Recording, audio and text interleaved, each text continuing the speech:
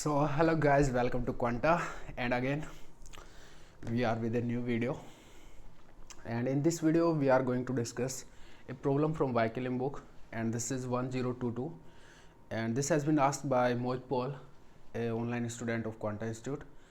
Problem तो काफ़ी easy है, पर पता नहीं उसने कैसे पूछा, बट इट्स ओके। स्टूडेंट होता है, तो जैसा भी हो, जब भी उसको फील हुआ हो, एक बार अपन करते हैं, ठीक है। और कोई भी प्रॉब्लम को करने का एक वे होता है, एंड उसी वे के अकॉर्डिंग अपन धीरे धीरे मूव करते हैं।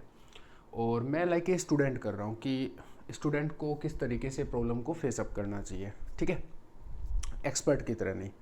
तो फर्स्ट ऑफ ऑल उसको ट्रेस आउट करना चाहिए कि क्वेश्चन में दिया क्या है, उसको ढंग से विजुलाइज करना बहुत ज़रूरी है, उसके हर पॉइंट को समझना ज़रूरी है। उसके बाद क्या पूछा है उसको सही तरीके से समझना ज़रूरी है, और उसके बाद एक्शन की बारी आती है कि भाई ये करना है मुझे, ठीक है, इस तरीके से करना है। चलिए पढ़िए।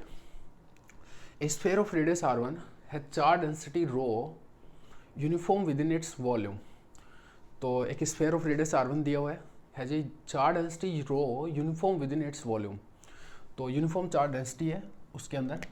तो एक बार बना देते हैं कि कुछ ऐसा बोला उसने, ठीक है, कुछ ऐसा बोला। अबे यार ये स्फीयर डिजिटल ज़माने में अब स्फीयर बोर्ड पे बढ़ना मुश्किल हो गया है, तो भैया जी कहीं तो बनाएंगे इसको। उठाए एक मिनट, कार्यक्रम अभी भी सही नहीं बैठा, एक मिनट और रुक जाओ, अभी भी नहीं बैठा। अरे यार दूसरा रीटेक वैसे यार, एक बार तो क्या कट गया था उधर में, मुश्किल टास्क हो गया स्फीयर बनाना।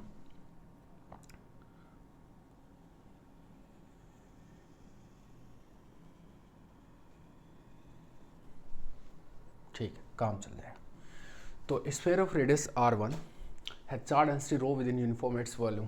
तो इस टाइप से आपका चार्ज डेंसिटी रो है। यहाँ तक की जो बात समझ में आए ना उसको ड्रॉ कर लो। ये मैं तरीका बता रहा हूँ एक स्टूडेंट परस्पेक्टिव से कैसे सोचना है। आगे चलते हैं। रो चार्ज डेंसिटी है, r1 इसका रेडियस है, लिख लिया। Except for a small spherical hollow region of radius r2।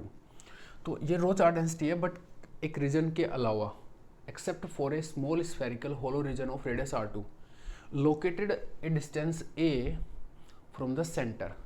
तो सेंटर से ए डिस्टेंस पे आपका कोई छोटा स्फीयर है, और उसमें तो चार्ज है नहीं, बाकी सब जगह रो है। इस टाइप से इसने बात की। थोड़ा सा मैं यहाँ बना लूँ कि एक इस टाइप से स्फीयर है और इसके अंदर नहीं है, बाकी सब जगह रो है। ये r1 रेडियस का था, ये r2 रेडियस का है। कहीं पे ऐसे दिखा देते हैं कि ये r2 रेडियस का है, इसके अंदर नहीं है, बाकी सब जगह है। अगर जब भी इस टाइप की सिचुएशन हो तो आप जो ये जीरो चार्ज है उसको कैसे रियलाइज़ करते हैं? जीरो चार्ज को रियलाइज़ करते हैं कि यहाँ पे प्लस रो चार्ज है और साथ में माइनस रो भी चार्ज है, plus rho and minus rho charge है, तो वो फिर जीरो जैसी फील आ जाएगी आपको। तो हमेशा ऐसे ही करें, ठीक है। अब क्या था, फाइंड द इलेक्ट्रिक फील्ड। तो ये तो आपको दिया हुआ है, और दिए हुए में जो एक चीज़ अपने खुद से डाली वो ये है कि कहीं पर भी जीरो चार्ज होता है तो उसको रियलाइज़ कैसे करते हैं। प्लस रो और माइनस रो, मतलब प्लस क्यू और माइनस क्यू रख दो, जीरो हो गया। तो अभी अपन क्या मान के चल रहे हैं कि यहाँ प्लस भी है और माइनस भी है, ठीक है। प्लस से क्या हो जाएगा, ये पूरा स्फीयर में प्लस प्लस हो गया, और माइनस से रो, मतलब ये एक छोटा स्फीयर हो गया जिसमें माइनस भी है। तो अब कुछ भी पूछेगा तो दो स्फेरिकल चार्ज डिस्ट्रीब्यूशंस हैं, उनकी वजह से हो जाएगा जो भी होना है। और स्फेरिकल चार्ज डिस्ट्रीब्यूशन पे क्या लगता है आपका, गॉस लॉ लगता है। तो अब देखो कि क्या पूछा उसने, find the electric field at the centre of the whole sphere. तो ये जो सेंटर है, जो कि ए डिस्टेंस पे उसने बोला था, ए डिस्टेंस पे लिखा हूँ मैं सीधा, इस पे इसको फील्ड पॉइंट बोला, इस पे आपका इलेक्ट्रिक फील्ड पूछा। तो इलेक्ट्रिक फील्ड भाई इस पे अगर निकालना है तो क्या करें, दोनों की वजह से होगा। यानी कि प्लस रो वाला एक कंप्लीट स्फीयर है, एक टोटल स्फीयर है, उसकी वजह से होगा। एक माइनस रो वाला एक छोटा स्फीयर है, उसकी वजह से होगा। तो दोनों की वजह से लिख दो, E1 प्लस E2 ऐसे करके लिख दो, ठीक है। एक और चीज़ है E1, एक जो E1 निकालना है उसके लिए क्या करना पड़ेगा, एक कंप्लीट स्फीयर है तो उसमें अंदर के किसी पॉइंट पे इलेक्ट्रिक फील्ड क्या होता है। तो जो क्लास में स्टूडेंट है उनको तो पता होगा कि ρr/3 होता है। अगर एक यूनिफॉर्मली चार्ज स्फीयर है और उसके अंदर आपको किसी पर्टिकुलर पॉइंट पे इलेक्ट्रिक फील्ड चाहिए, तो इस पॉइंट पे इलेक्ट्रिक फील्ड चाहिए जो कि सेंटर से r डिस्टेंस पे है, तो उसका फॉर्मूला होता है ρr/ε0 r कैप, ठीक है। अभी इस पॉइंट पे लिखना है तो ये ए डिस्टेंस पे है तो यहाँ ए आ गया, ए आर कैप प्लस, अब दूसरा है इसी पॉइंट पर इसकी वजह से चाहिए, दूसरा माइनस रो का है, माइनस रो का है तो फॉर्मूला तो ये लगेगा, ठीक है। फॉर्मूला उसके लिए एक्चुअल में क्या हो जाएगा, वो हो जाएगा minus rho by 3 epsilon not और आर आर कैप, लेकिन उसमें आर जीरो है क्योंकि उसके सेंटर पे पूछा है, तो ये वाला क्या हो गया जीरो। इसका मतलब जो आपका आंसर है पार्ट ए का वो क्या हो गया, सिर्फ ये, इसका मतलब हो गया आपका answer rho a by 3 epsilon not r cap. तो ये तो हो गया आपका फर्स्ट पार्ट। कितना ईजी था, खुद सोच भाई कि दो सोर्स है, दोनों की वजह से इलेक्ट्रिक फील्ड ऐड हो जाएगा। पहले का हो गया rho a by rho r by 3 epsilon naught, ये बताए रखा है, ठीक है। अब ये कि ये तो हमारी क्लास वालों को समझ में आ गया कि भाई ये इलेक्ट्रिक फील्ड होता है, तो उन्होंने डायरेक्ट लिख दिया। जिन लोगों को समझ नहीं आया कि इलेक्ट्रिक फील्ड कैसे आया, तो वो क्या करे भाई, एक गॉस लॉ लगाओ। गॉस लॉ लगाने के लिए क्या करोगे, लेफ्ट हैंड साइड क्या हो गई गॉस लॉ की, गॉस लॉ की लेफ्ट हैंड साइड हो गई ए इंटू 4πr²। अब ये भी नहीं समझ में आया कैसे लिखा है, तो गॉस लॉ लिख देता हूँ मैं यार एक बार। भाई गॉस लॉ का स्टेटमेंट ये जो क्या है मैथमेटिकल वर्जन, ये है integral form Q enclose by epsilon not. तो लेफ्ट हैंड साइड क्या हो गया, गॉसियन सरफेस के लिए ए इंटू 4πr² हो गया, ठीक है, और 1 by epsilon not. Q enclose क्या होगा, क्यू एनक्लोज होगा रो डी टो, रो है वो यूनिफॉर्म है तो रो है तो बाहर आ गया, और डी टो है कि वो वॉल्यूम पूरा इसका वॉल्यूम, क्योंकि इसके अंदर चार्ज की बात कर रहे हो आप, ये गॉसियन सरफेस है तो इसका वॉल्यूम क्या हो जाएगा, छोटे स्फीयर का वॉल्यूम क्या होता है 4/3πr³। यहाँ से आप काटो 4π काटो, आर स्क्वायर से आर स्क्वायर काट दिया, तो इधर क्या बच रहा है रो आर बाई 3 एप्सिलॉन नॉट, और ये हो गया इलेक्ट्रिक फील्ड। डायरेक्शन फॉर्म में लिखोगे तो आर कैप आ गया, तो इसलिए मैंने फॉर्मूला डायरेक्ट यूज़ कर लिया। चार्ज डेंसिटी माइनस रो तो माइनस रो लगा दिया, सिंपल। समझ आया भाई, कोई दिक्कत नहीं है, ठीक है। तो आपका आंसर हो गया फर्स्ट पार्ट का ये वाला, ठीक है। लेकिन वाई के लिम में इस क्वेश्चन को थोड़ा सा अलग वे में किया हुआ है, ठीक है। उसने कैसे किया है वो भी मैं समझा देता हूँ, उसके बाद आपको ये पॉइंट क्लियर हो जाएगा, मतलब ए पार्ट है पूरा क्लियर हो जाएगा वहाँ से भी, और आप भी कैसे करते उससे भी, ठीक है। तो आपका तो एक ही सेकंड का काम था अगर सही तरीके से देख रहे हो तो, ठीक है। अब आते हैं कि वाई के लिम में जो सॉल्यूशन दिया हुआ है वो कैसे दिया हुआ है, ठीक है। वो क्यों करना चाह रहे हैं अपन, उस पर एक और बात है कि उस सॉल्यूशन से भविष्य में कुछ अच्छा भी क्वेश्चन बन सकता है, तो वो सॉल्यूशन समझना थोड़ा सा ज़रूरी है।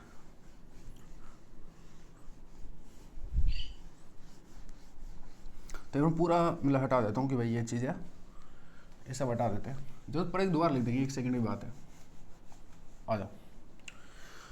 तो उन्होंने क्या किया, उन्होंने क्या कि एक आर्बिट्रेरी पॉइंट लिया ये छोटे वाले स्फीयर में, इस टाइप से यहाँ पे कहीं पे भी मैं इसको बोल दूँ, इस पी को हटा देता हूँ, और इस टाइप से एक आर्बिट्रेरी पॉइंट लिया यहाँ पे अंदर, ठीक है, जो कि यहाँ से r1 डिस्टेंस पे है, r प्राइम पे, ठीक है, और इधर से ये r वेक्टर, इसका जो पोजीशन वेक्टर है वो r वेक्टर है, और ये पॉइंट पी लिया आर्बिट्रेरी, और छोटे स्फीयर के अंदर कोई भी आर्बिट्रेरी पॉइंट, और उसके ऊपर फील्ड निकाला, ठीक है। चलो तो निकालते हैं, अगेन वही है, सुपरपोजिशन के थ्रू हो जाएगा। तो एक तो बड़े स्फीयर की वजह से निकाल लें, एक छोटे स्फीयर के निकाल लें, दोनों को जोड़ दे। और अभी आपको फॉर्मूला थोड़ी देर पहले समझा ही दिया कि ये आता है, तो छोटे बड़े मतलब बड़े स्फीयर की वजह से क्या होगा रो आर बाई 3 एप्सिलॉन नॉट और आर कैप, ठीक है। एक और चीज़ है, ये जो आर आर कैप है इसको मैं आर वेक्टर बोल सकता हूँ, बिल्कुल बोल सकते हो। तो आर आर कैप को अगर मैं आर वेक्टर बोल सकता हूँ तो आर वेक्टर हो गया, सिंपल। प्लस दूसरे छोटे वाले की वजह से, छोटे वाले में जो चार्ज डेंसिटी वो माइनस रो है, तो minus rho by 3 epsilon not, और यहाँ से जो पोजीशन वेक्टर उसकी बात होती है तो वो भैया जी आर प्राइम है ओवर। ये जो फॉर्मूला है वो मैं पहले ड्राइव कर चुका हूँ, तो अभी उसको मैं डायरेक्ट यूज़ कर रहा हूँ, ठीक है। अभी यहाँ से अगर रो बाई 3 एप्सिलॉन नॉट को बाहर ले लो आप, तो हो जाएगा आर माइनस आर प्राइम, ठीक है। और अब अगर अपन बात करें कि अपने को तो जो दिया हुआ था वो ए दिया हुआ था, ये कि ये डिस्टेंस ए है, ठीक है। आर और आर प्राइम तो दिया नहीं था, तो अभी इस ट्रायंगल में this one and this one, ठीक है। इस ट्रायंगल में अगर आप बात करें तो इसको मैं ए आर कैप बोल सकता हूँ, ए आर कैप, ये वेक्टर जो ए वेक्टर में बोलूँ इसको ए आर कैप बोल सकता हूँ, ठीक है। Plus r prime vector this and this cap, ठीक है। और ये इक्वल टू है स्मॉल आर, ये वाले के बराबर, ठीक है। तो ट्रायंगल एडिशन रूल से इस आर प्राइम को उधर लेके जाओगे तो ए आर कैप क्या बचेगा, आर माइनस आर प्राइम बचेगा। यही आपका स्टफ है यहाँ पे आर माइनस आर प्राइम। तो इसको आप क्या लिख लोगे कि रो बाई 3 एप्सिलॉन नॉट, और भैया जी ये हो गया ए आर कैप, तो ए यहाँ पे लगा दो, आर कैप लगा दो। आपका आंसर आया ये चीज़। ये कहाँ पर आया? ये आर्बिट्रेरी पॉइंट पी पर आया, जो मैंने कहीं पे भी लिया था, ठीक है। अब उन्होंने बोला कि अगर आप इसको नोटिस करो कि ये है rho a by 3 epsilon not r cap, ठीक है। इसका मतलब आपका जो पॉइंट पी है ये इसमें कहीं पर भी होता, मतलब इसके जितने भी पॉइंट्स है सब पे यही फील्ड होगा, क्योंकि वो डिस्टेंस पे इस सेंटर से डिस्टेंस पे तो डिपेंड कर ही नहीं कर रहा, मतलब आर प्राइम पे तो डिपेंड कर ही नहीं रहा। इसका मतलब इस पूरे स्फीयर में सब जगह जो इलेक्ट्रिक फील्ड है उसकी वैल्यू ये होगी, क्योंकि आर प्राइम पे डिपेंड नहीं कर रहा ना वो, इस आर प्राइम पे इस सेंटर से डिस्टेंस पे डिपेंड नहीं कर रहा। तो बोला हर पॉइंट पे ये होगा। और अब आपसे पूछा था मैंने सेंटर पे कि find the electric field at the centre of the whole sphere, तो बोला कि सेंटर पे भी यही होगा। तो ये उन्होंने एक्सप्लेन किया है। तो ठीक है जो भी है, लेकिन यहाँ से अब अपने ये सॉल्यूशन क्यों किया, अपन क्या सीखने आए यहाँ पे?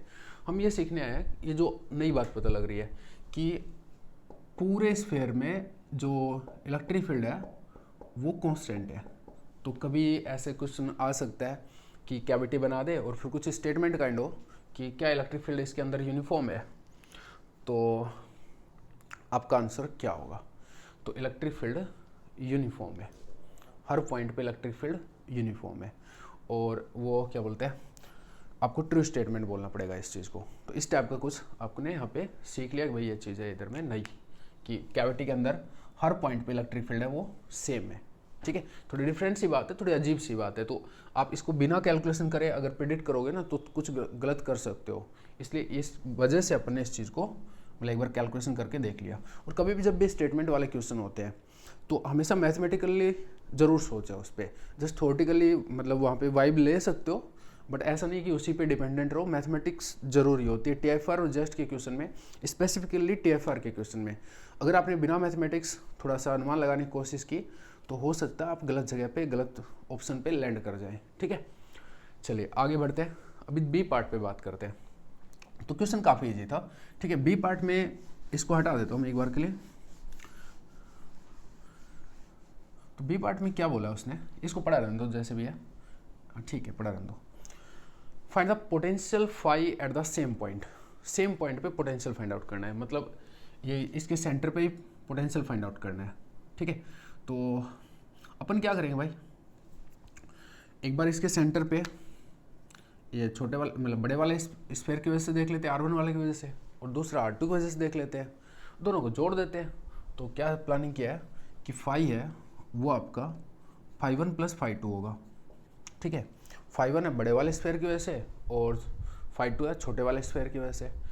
तो φ1 क्या होगा, अब इस चीज़ को भूल जाओ, ठीक है। जस्ट आपके पास में एक स्फीयर है, आपको यहाँ बना के दे देता हूँ मैं कि जस्ट आपके पास में एक स्फीयर है और ये आपका रो चार्ज डेंसिटी है, और आपको क्या बोलते हैं एक अंदर जो कि ए डिस्टेंस पे पॉइंट है पी, उसके ऊपर पोटेंशियल फाइंड आउट करना है। तो पोटेंशियल फाइंड आउट करने के लिए क्या करते हो आप, इन्फिनिटी से आप इस पॉइंट पे आ जाते हो, ठीक है। और ये वाला फॉर्मूला लगा लेते हो कि v at point p minus v at infinity, जिसको आप जीरो लोगे, ठीक है, is equal to minus E dot d l. जब भी गाउस लॉ लगता है तो आपको ये लगाना होता है, और कहाँ से कहाँ तक आना है, इन्फिनिटी से पॉइंट p पर आना है। अब जब इन्फिनिटी से पॉइंट p पे आ रहे हो तो जो जो फील्ड आपको एनकाउंटर होंगे वो फील्ड लिख देना। तो अभी आपको समझ में आ रहा है कि एक तो इस रीजन का फील्ड अलग होगा, ठीक है, तो उसको आप मार्क कर लो कि इस रीजन में किसी आर्बिट्रेरी पॉइंट पे फील्ड क्या है वो मुझे चाहिए होगा। दूसरा जो यहाँ पर रीजन है कैपिटल R से स्मॉल r के बीच में, ये वाला एक, इस रीजन में भी किसी आर्बिट्रेरी पॉइंट पे फील्ड निकाल के लिखना होगा, क्योंकि अंदर का पॉइंट है ये बाहर का पॉइंट है, तो दोनों पे फील्ड अलग अलग होगा। और होपफुली ये वाले जो पॉइंट है यहाँ पे कोई भी एक आर्बिट्रेरी पॉइंट लेके आप इलेक्ट्रिक फील्ड लिख सकते हो, और वो हो जाएगा आपका रो r बाई 3 एप्सिलॉन नॉट। उसको मैं यहाँ लिख देता हूँ कि ई इनसाइड आपको पता है कि रो r by 3 epsilon not r cap होता है, ठीक है। अब ये आउटसाइड और चाहिए, आउटसाइड के लिए क्या करो, कोई भी आर्बिट्रेरी पॉइंट ले लो और ये आप गॉसियन सरफेस बना लो, ठीक है, और गॉस लॉ लगा लो। तो गॉस लॉ लगा लो तो भैया जी इधर क्लिक दो इसको, यहाँ कर देता हूँ छोटी सी कैलकुलेशन। ई इंटू 4πr² तो लेफ्ट हैंड साइड हो गया, ठीक है, 1/ε0 और क्यू एन क्लोज होता है तो क्यू एन क्लोज में रो तो बाहर आ गया तो रो बाहर ले लिया। और फिर है आपका वो चार्ज कहाँ तक है, चार्ज तो कैपिटल आर तक ही है, तो कैपिटल आर तक ही है चार्ज, तो आपका हो गया यहाँ पे 4/3 πr³ डी-टो। रो डी-टो होता है आपका, रो बाहर आ गया तो डी-टो क्या हो जाएगा, टोटल वॉल्यूम। टोटल वॉल्यूम जिसमें चार्ज है, चार्ज कहाँ तक है भाई साहब, आर रेडियस तक ही चार्ज था, स्मॉल आर तक नहीं है, ठीक है, यहाँ तक ही चार्ज है तो 4/3 πr³। ये 4π से 4π काटो इधर में, और ये हो गया फिर E equal to ρr³ upon 3ε0 r² r cap. Yes, ठीक है, वेक्टर फॉर्म में हो गया। 2 मिनट की कैलकुलेशन होती है। चलिए अब यहाँ पे रखते हैं उन चीज़ों को, ये थोड़ा डिस्टर्ब कर रहा है, इसको हटा दिया। तो ये था आपका Vp माइनस V इन्फिनिटी, जो कि मैं 0 ले लूँगा, इक्वल टू माइनस E.dl और पॉइंट P पे आना है, ठीक है। अब इस कैलकुलेशन को अंजाम दो, तो इन्फिनिटी माइनस इन्फिनिटी से, इसको थोड़ा यहाँ कर देते हैं यार, माइनस इन्फिनिटी से पहले आप आओगे कैपिटल आर तक, ठीक है। अब मैं क्या कर रहा हूँ, जस्ट इसकी वजह से निकाल रहा हूँ, बड़े वाले की वजह से। तो कैपिटल आर पे आओगे, कैपिटल आर पे आओगे तो इलेक्ट्रिक फील्ड क्या हो जाएगा आपका, एक्सटर्नल रीजन में यानी कि आउटर रीजन में था आपका ρr³ अपॉन 3ε0 r², होपफुली ये आर कैप डायरेक्शन में, तो आर कैप और dl है वो dr आर कैप हो गया, ठीक है, माइनस आप r से स्मॉल r पे आएंगे, इससे यहाँ पर आओगे, जो इलेक्ट्रिक फील्ड है वो है ρr/3ε0 आर कैप, dl हो जाएगा dr आर कैप, ठीक है, आर कैप डायरेक्शन में आ रहे हो आप, ठीक है। अब इसको कर लो तो ρr³ अपॉन 3ε0 तो बाहर हो गया, और 1/r² dr हो गया, आर कैप से आर कैप का ये डॉट प्रोडक्ट होने के बाद में 1/r² dr का 1/r² का होता है इंटीग्रेशन माइनस 1/r, उससे प्लस हो गया, 1/r पे लिमिट लगेगी तो 1/r नीचे आएगा, उससे इसको मैं r² लिख देता हूँ, काम खत्म, माइनस ρ/3ε0 बाहर ले लिया, r dr हो गया, ठीक है, डॉट प्रोडक्ट सोल्व होने के बाद में उसका क्या हो जाएगा r²/2, और लिमिट लगेगी तो r² माइनस r²/2, ये प्रोग्राम हो गया आपका, ठीक है। और अभी रेडियस थी वो आपका, मैंने अभी मतलब ए पॉइंट था ये, मैंने आर लेके कर लिया इसको, तो अभी जस्ट एक फॉर्मूले की तरह ट्रीट करें कि वीपी है वो ये हो गया, ठीक है, मतलब एक स्फेयर के अंदर कोई पॉइंट पे निकालना है तो ये चीज़ हो गई, ठीक है। अगर अब मेरे को सेंटर पे निकालना है तो आर को क्या डाल दूंगा, 0 डाल दूंगा, सिंपल आंसर हो जाएगा, ठीक है। तो अभी जिस पॉइंट पे अपने को चाहिए था वो पॉइंट यहाँ पर है, ठीक है, इससे तो इसके सेंटर से तो वो ए डिस्टेंस पे है, तो जब मैं φ1 लिखूंगा तो आर की जगह ए डाल दूंगा और रो की जगह रो डाल दूंगा, ठीक है, प्लस रो। तो मैं कर ही लेता हूँ ना, फिर एक बार हटाना पड़ेगा, ये प्रोग्राम हटा देते हैं एक बार के लिए, इसको हटा देते हैं, फॉर्मूला ड्राइव का मामला था, इसको हटा लो पूरा, और अब कहो तो इसको भी हटा देते हैं,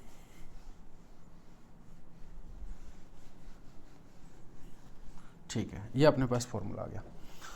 अब आपको φ इक्वल टू φ1 प्लस φ2 करना था, तो कर दो सरकार। φ1 क्या हो गया, इसकी वजह से, बड़े वाले की वजह से, तो रो प्लस रो है, r इसका r1² है, डिवाइड बाई 3ε0 और माइनस ρ/3ε0, इसमें कुछ एल्शियम फेल्शियम ले लूँ क्या, हाँ ले लेते तो ठीक रहता, रुक जाओ एक बार इसको सेट कर लो पहले, ρ/3ε0 बाहर लोगे तो ये माइनस माइनस प्लस हो गया, तो एक ये है और ये हो गया जी हाफ, यानी कि टोटल हो गया 3/2, तो 3/2 तो ये 3 कट जाएगा, तो ρ/2ε0 3 कटा ना, और r², समझ आया होगा सर, नहीं समझ आया तो एक थोड़ा सा ऐसे लिख देता हूँ कूल वे में, कि ρ/3ε0 तो बाहर था और ये हो गया 3/2 r², इन दो ये इसका और ये अंदर मल्टीप्लाई करोगे तो, ठीक है, और माइनस ρ/3ε0 r², ρ/3ε0 r²/2, तो 2 है तो 6 कर दो उसको, और ये r² कर दिया, ठीक है। इसमें 3 काट लिया, तो ρ/2ε0 r² माइनस ρ/6ε0 r², इसको यहाँ डाल दो, तो भाई ρ/3ε0 ρ/2ε0 कर लेता हूँ अब इसकी जगह, तो ρ/2ε0 r1² माइनस ρ/6ε0 आर स्क्वायर का मतलब हो गया ए स्क्वायर, ठीक है, पहले का हो गया फाई 1 हो गया प्लस फाई टू में क्या प्रोग्राम हो जाएगा, रो की जगह माइनस रो हो जाएगा, ठीक है, और माइनस रो गया, R1 की जगह R2 स्क्वायर हो गया अपॉन 2 एप्सिलॉन नॉट, ठीक है, प्लस ये माइनस रो की जगह ये क्या बोलते हैं आर की जगह उसमें क्या आएगा, जीरो आएगा, क्योंकि तो उसके सेंटर पे पूछा आपसे, तो जीरो आएगा तो उसको भी जीरो कर दिया, ठीक है। अब ये आपका आंसर हो गया फाई का।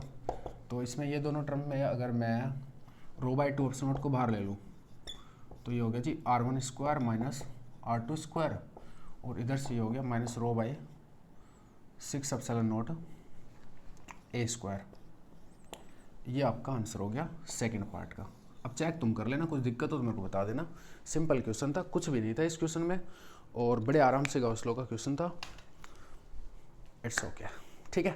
चलिए, इसमें अभी भी कुछ दिक्कत हो, मोहित पॉल ने पूछा था, लेकिन अगर और भी किसी बंदे को दिक्कत हो तो मेरे को बता दे और कमेंट सेक्शन में कमेंट कर दे कि सर ये वाली स्टेप मेरे को समझ नहीं आया, तो जब भी नेक्स्ट क्वेश्चन लूँगा मैं कोई भी, तो उसमें बात कर लूँगा। एक क्वेश्चन और पूछा है मोहित पॉल ने, जो कि है 1023, ठीक है। 1023 का जो पार्ट ए है वो TFR 2024 में एज इट इज़ आया हुआ है, थोड़ा सा माइनर चेंज है, उसकी हम बात करेंगे नेक्स्ट वीडियो के अंदर। छोटा सा माइनर चेंज है, बस एक्सेस सिस्टम बदल दिया, ठीक है। देखते हैं, करते हैं सारी बात। TFR के उस क्वेश्चन को मैं मतलब बता दूंगा कि ऐसा कुछ आया हुआ था, तो वहाँ से एक बार वापस से आपको समझ में आता है कि TFR के क्वेश्चन है वो वाई के लिम से उठ रखे हैं। जो भी टफ क्वेश्चन है वो टफ क्वेश्चन में काउंट होगा अगर आपने पहले नहीं किया हुआ तो, ठीक है। एक और बात बता दूं, गेट 2024 में 3 क्वेश्चन आए इलेक्ट्रो से, मतलब इलेक्ट्रोस्टैटिक्स से, तीनों के तीनों वाई के लिम से, और उससे पहले भी जो गेट 21 गेट 20 है वो सब क्वेश्चन भी वाई के लिम से है। यहाँ से आप अंदाज़ा लगा सकते हो कि वाई के लिम कितना इम्पोर्टेंट स्टफ़ है आपकी प्रिपरेशन के लिए। जो भी टफ क्वेश्चन है उसको डील करना है तो वाई के लिम के नंबर से प्रैक्टिस करो, और अदरवाइज़ अगर थोड़ा भी सिलेक्टिव होना चाहते हो तो मैंने थोड़ा एक वीडियो बनाया पहले, उसमें आप जाके देख सकते हो कि क्या क्या क्वेश्चन आपको वाई के लिम से और क्या कोई दूसरी बुक यानी कि डेविड जे ग्रिफिथ से आपको करना है, ठीक है। अगर आपको ये कंटेंट सही लग रहा है तो चैनल को सब्सक्राइब कर लीजिए। लगातार इस सीरीज़ पे हम काम करते रहेंगे, लेकिन इसमें आपको भी पार्टिसिपेट करना है। आपको डाउट तो आपको ही भेजना पड़ेगा मुझे, मैं सब क्वेश्चन के सॉल्यूशन अवेलेबल नहीं कराऊंगा, मैं सिर्फ उन्हीं क्वेश्चन के सॉल्यूशन अवेलेबल कराऊंगा जिसको आप सेंड करोगे, आप बोलोगे सर इसमें मेरे को ये दिक्कत फील हो रही है। और कमेंट्स यूट्यूब पे आने चाहिए, व्हाट्सएप पे करोगे तो मैं नहीं बनाऊंगा, यूट्यूब पे ही कमेंट करोगे तो ही मैं बनाऊंगा कि भाई ये वीडियो मुझे बनाना है, ठीक है। और भले वो चीज़ मैंने मेंशन ना किया हो, जैसे उस वीडियो में भले मैंने वो मेंशन ना किया हो, और वैसे अगर लगता है कि मुझे कि ठीक क्वेश्चन है, आ सकता है इस टाइप का स्टफ, तो मैं उस चीज़ पे आपको वीडियो प्रोवाइड करा दूंगा, ठीक है। तो आप तो धड़ाधड़ बस कमेंट डालो उधर में। Okay guys.